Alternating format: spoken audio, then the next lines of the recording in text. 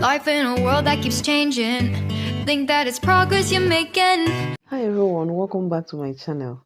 My name is Uche. Thank you so much for tuning in. I live in Spain. I mentioned that I live in Spain because each time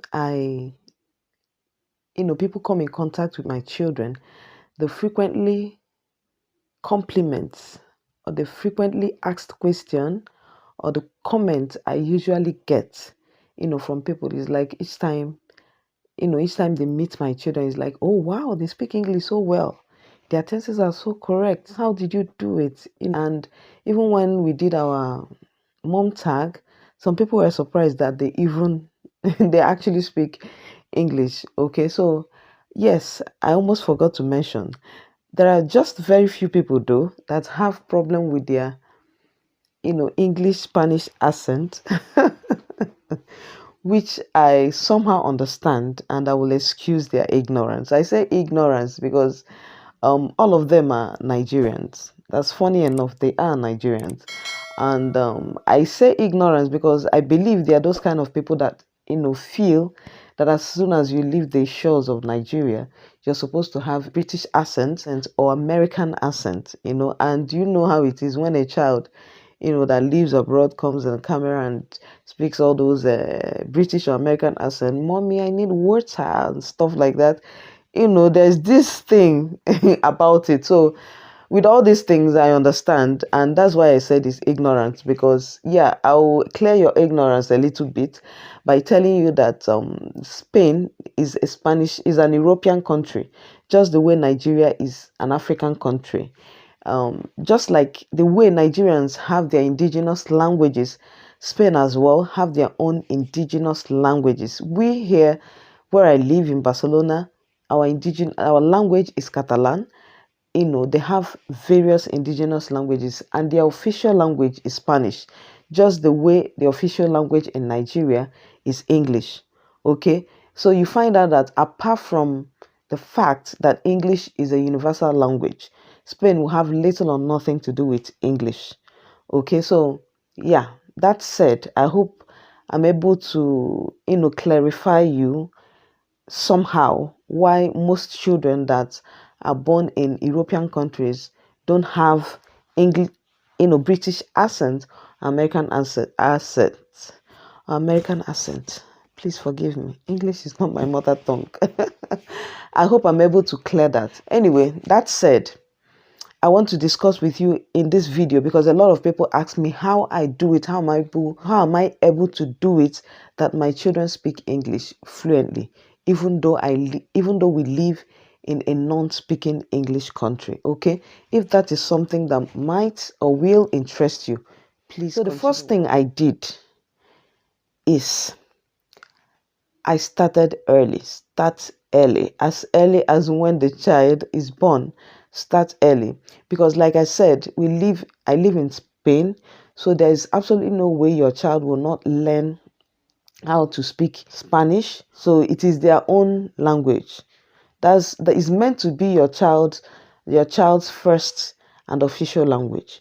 Do you get? So, but you know your priority. You know what, the language you want your child to speak. If I was living in an English speaking country, honestly, I would have started at home to teach my child my native language.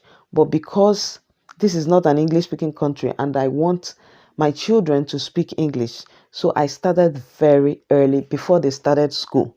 So I made English their first language. That is the first tip. The second one is be their first teacher.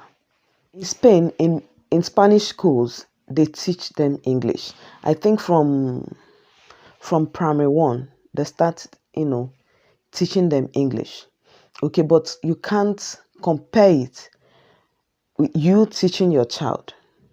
Okay, it's just like the way they teach French and Spanish in Nigeria.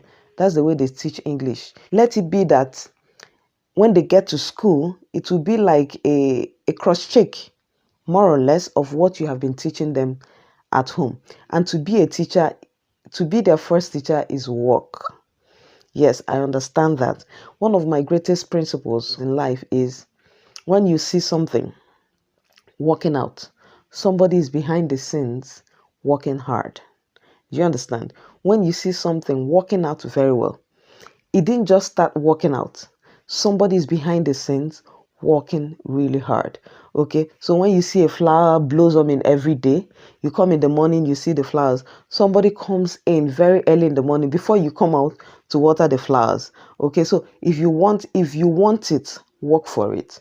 So if you want, the way you can, the little ways you can, help yourself as their first teacher is buy materials. Buy online, buy anyone you can lay your hands on according to their age, according to their classes. Buy materials and make out time. I teach my children when they're school, if they're in session, I make out time on Saturdays to teach them. Then when they're on holidays, I teach them 3 times or 2 times in a week. So bring out time and teach them and buy materials to teach them. Put in the work, and I can assure you, you will see the dividends.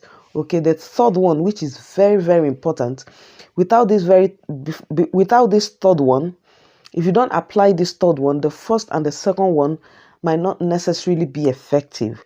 Okay, which is put restriction, put certain restrictions.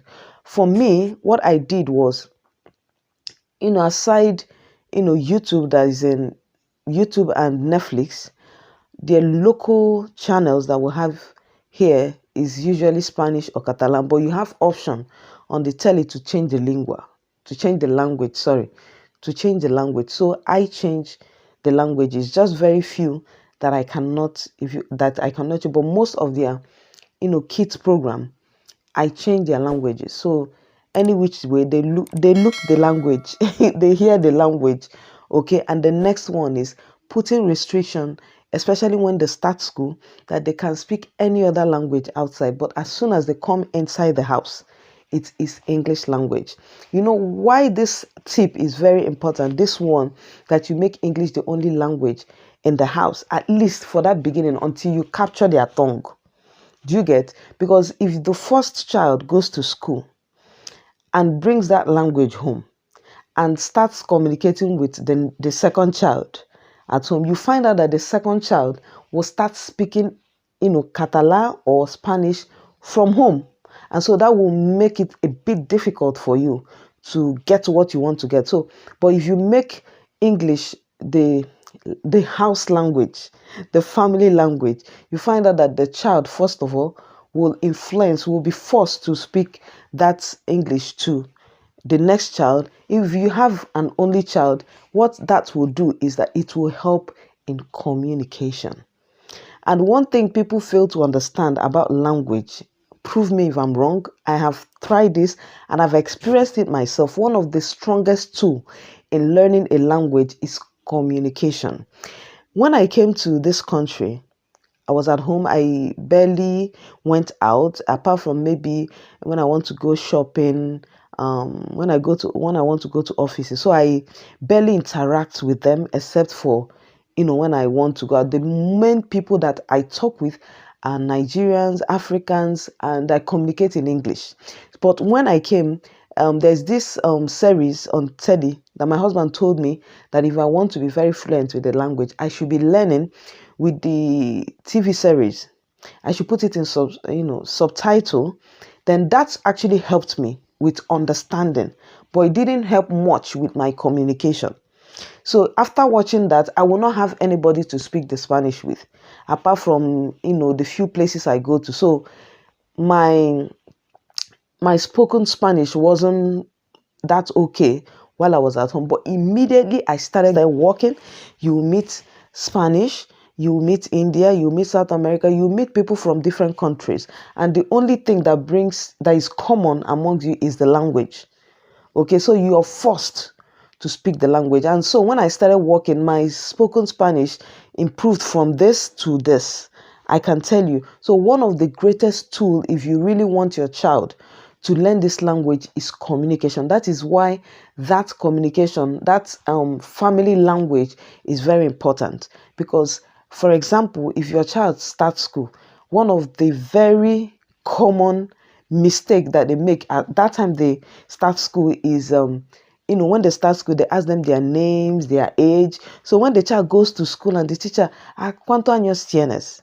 in Spain, that is, how old are you? So if the child comes home and the child wants to translate it or transliterate it, is that it? Yeah, wants to translate it literally to Spanish. What the child will now say is, maybe my teacher asked me how many years I have, because cuántos años tienes, if you want to transliterate it like that, is how many years do you have? So if you allow your child to communicate, the language the way he or she understands it, it will give you room, to correct the child, to understand if the child is actually learning. Okay, so when the child comes and say, my teacher said how many years do I have, you correct the child. It's not how many years you have, it's how old are you. The child will go back to school again, just like that, and the child will get used to that particular one and face another one. So communication, don't underestimate the power of communication when you want to learn language. So it is not different when you're teaching your child, or when you want your child to learn English in a non-speak English speaking country. Okay, the last but not the least is, don't get tired of correcting the child. So this number 3 and 4 work hand in hand, more or less. So if you give the child the opportunity to speak, or the restriction, to only speak English at home, the child, no matter how difficult it is, the child wants to tell you something. The child wants to say something. So at worst, the child will just say it the way it is. Then it will now give you room to correct. Not once, not twice, not 3 times. If you keep correcting, the correct one will start sinking in. Even when the child now speaks the wrong one, it will sound in his head or in her head that, because my children, they do it sometimes. When they speak, they'll be like, that doesn't sound well to me. Okay, sometimes they correct themselves, and try to make learning fun for them. Don't make it very difficult. Make it fun. Find fun ways, to put it, and don't be scared of adding new words. Okay, just be trying it just like that. And I can assure you, if you try these tips, it helped me. And now, there was a day they were telling me that even in school, when they are talking with their friends in Spanish or in Catalan, immediately they see each other, they switch to English. I didn't tell them that one. They just, because it is their language, it has become their first language. So they have learned, to communicate in English. I didn't teach them that one, but because I made English their first language, so that was why it was easy for them, to communicate in English. Come to the end of this video.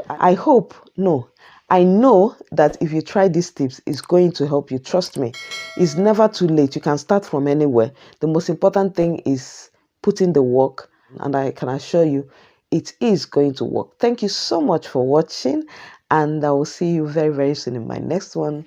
Hasta luego. Ciao.